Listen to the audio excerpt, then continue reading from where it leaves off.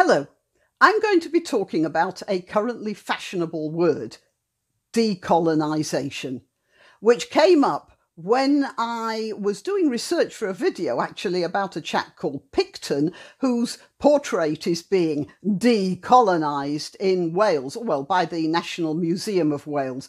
But more about that in another video. Yeah, I bet that's got you on the edge of your seat, hasn't it?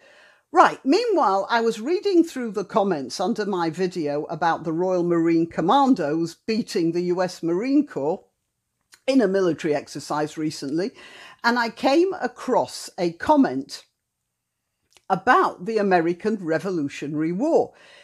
It started me thinking about the revolution that's going on in America right now, and I'm going to be talking about that, but first, some background.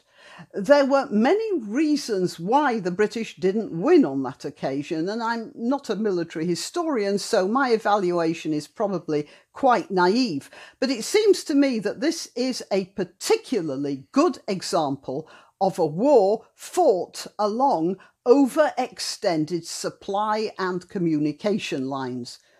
I started thinking about the contrast between how successful Britain was in India and China, and they were further away. Or, it was a lot more difficult to get to India than it was to get to America, to the American continent.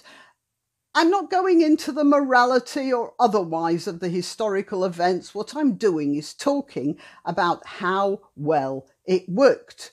And it seems to me that the difference was that in India and in China, the setup was completely different. Even at the height of the British Empire in 1880, the standing Indian army consisted of 66,000 British soldiers. That was all.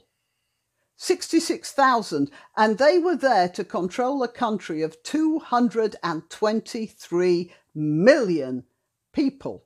That's 2/3 of the current American population, and the British had only 66,000 troops. That's not a lot. But then they didn't need any more, because you see, what they did have was bureaucrats. Yes, the much despised bureaucracy.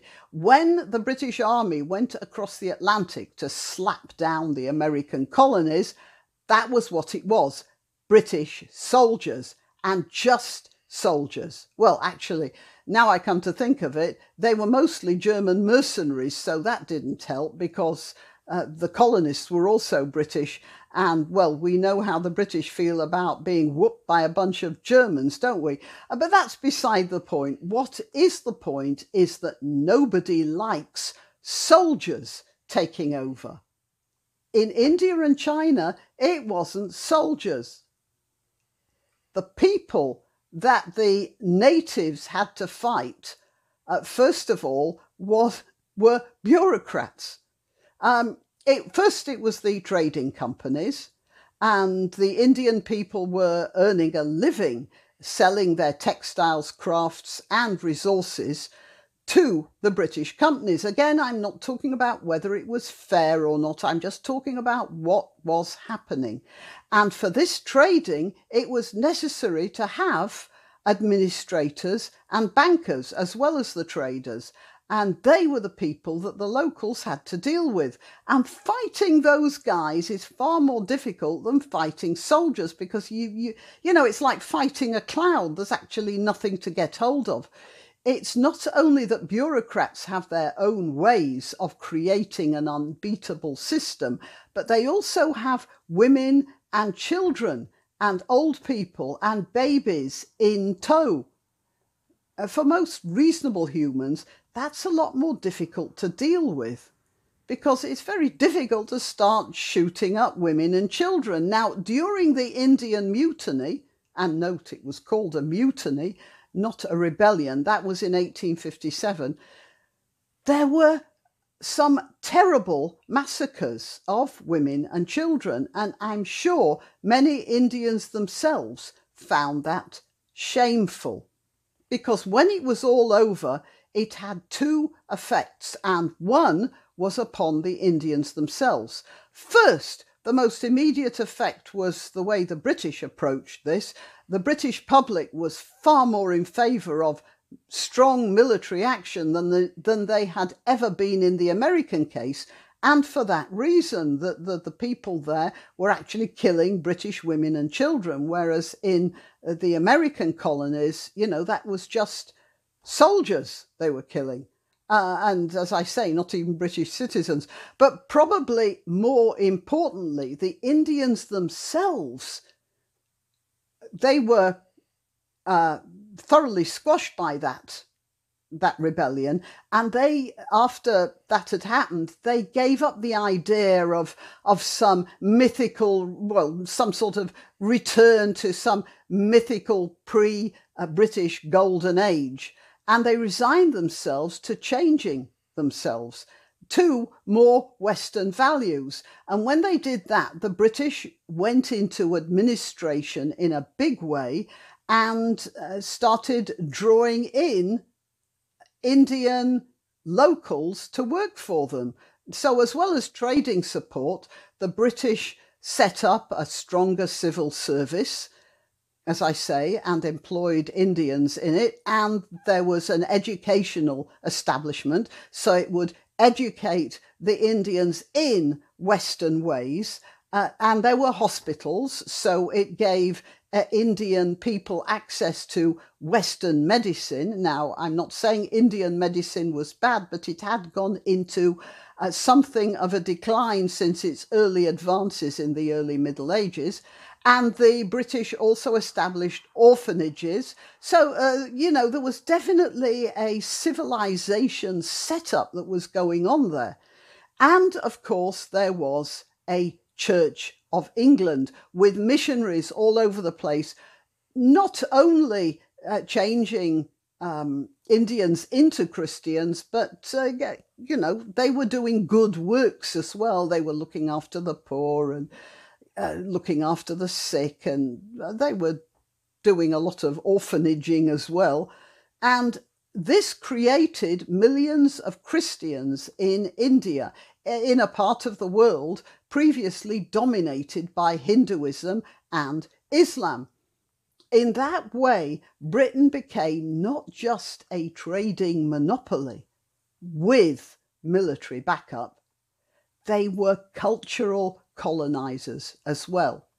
And for that reason, whatever, there are some Indians who like to say, well, the Brits came in, they stayed for 100 years, and then they went away and they didn't make a mark. Oh, yes, they did. They changed the entire culture of India. And the British Empire, with its attitudes and administrative procedures, permanently and to this day have turned India into a sort of copy of the British Empire. I'm talking about this because it's probably a pretty good example of the long march through the institutions spoken of by the German communist Rudi Dutschke in the late 1960s, because it's exactly what's happening in the USA now, and to a greater or lesser extent in other Western countries as well, and right now. Antifa is the small group of soldiers, but the real colonizers are the big companies, the trading companies of various sorts, the bureaucrats who have the mindset, and the educational institutions, and most important, the missionaries. In this case, they are missionaries of a political philosophy rather than a religion, but they are missionaries nonetheless. So we have a system here whereby it's a case of the countries being colonized not by foreign intruders, but by themselves, by their own bureaucracies. I find it a supreme irony that the very people who are doing this are also describing what they're doing as decolonising. Why not treat yourself or a favoured relative or friend to these magnificent examples of merch? The mugs and t-shirts come in the Graniopteryx design or Grambo with a firearm or the more deadly knitting needles. Go to www.graniopteryx.com and whatever platform you're watching this on, please click like, subscribe and share.